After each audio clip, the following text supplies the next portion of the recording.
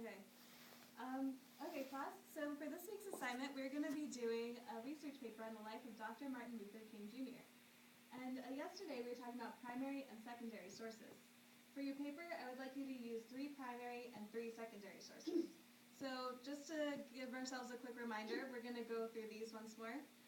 So as a reminder, a primary source is a document or object that was made during the time period under study.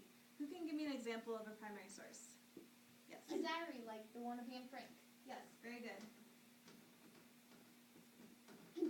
Can someone else please? Yep. Creative works, like a Shakespeare play. Very good, Dana.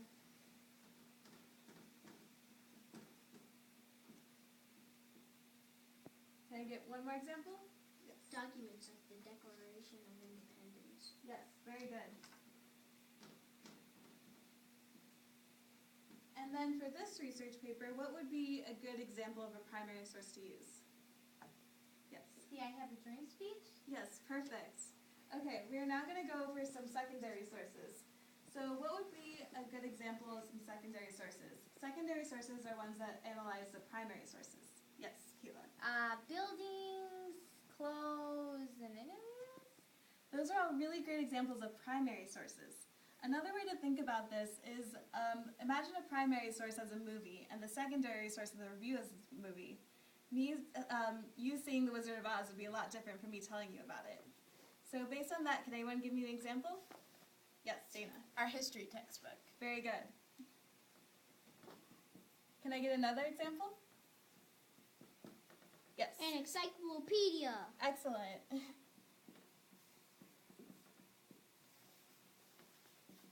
Okay, so for this class, as you see before you, you have journals on the life of Dr. Martin Luther King.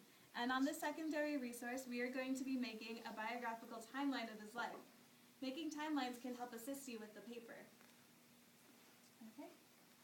So, on each of your desks, you have this little ruler where you can help practice making a timeline. So on that, I would like you to draw a horizontal line.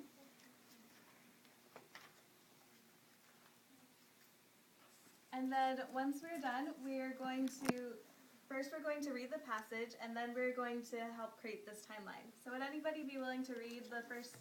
I'll read it.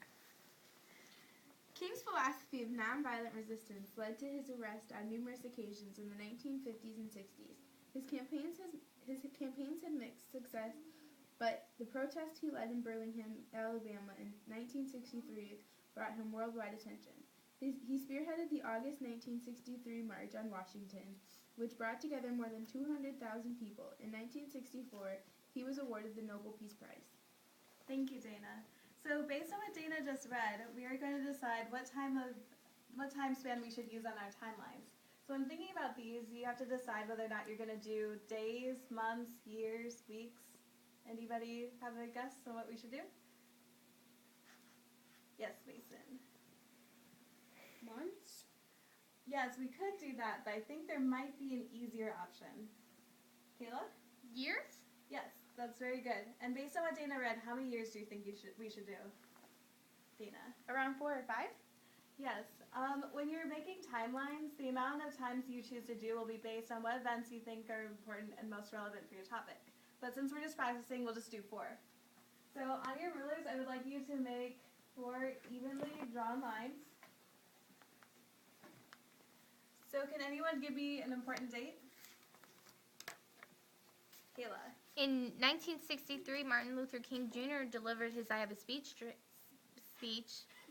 Excellent. So would you like to write that on the board? Sure.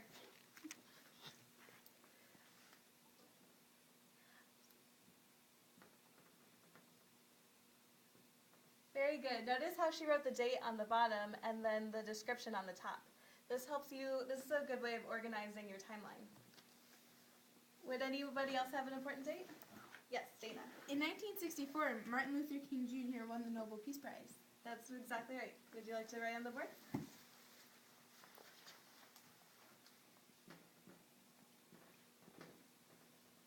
Also with these timelines, you can include pictures or anything else that will help you remember the dates better when you're looking at it.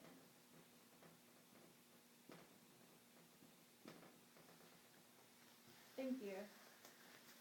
Okay, so for your assignment for tonight, I would like you to finish reading the journal article, and then I would like you to make a timeline with at least 12 different events on it.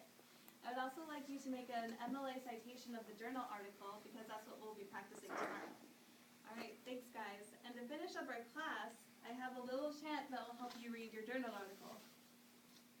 Okay, ready?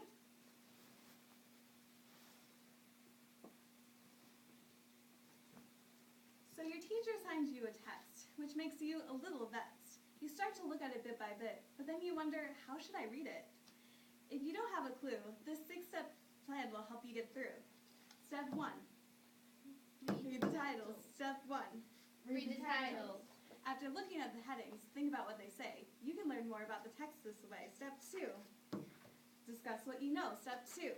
Discuss what you know. Discussing what you know before you start is as simple as filling out a KWL chart. Step 3. Look for visuals and vocab. Step 3.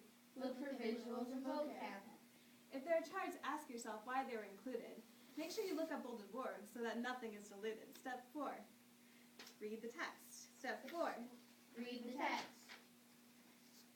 Pay attention to identifications, names, dates, and places. Make sure you write it down, otherwise your memory might be left in spaces. Step 5. Think about the main idea. Step 5. Think about the main idea. Figuring out what the author is saying is as essential as a butterfly's cocoon. Otherwise, what you just read might make less sense in a cartoon. Step 6. End of the chapter questions. Step 6. End of the chapter questions. Filling out the questions will help you reflect upon what you just read. If you don't understand them, you might want to reread. You might have missed what was said. Reading informational texts are hard, but you can do it. Just follow the 6-step plan and you can do it. Yay!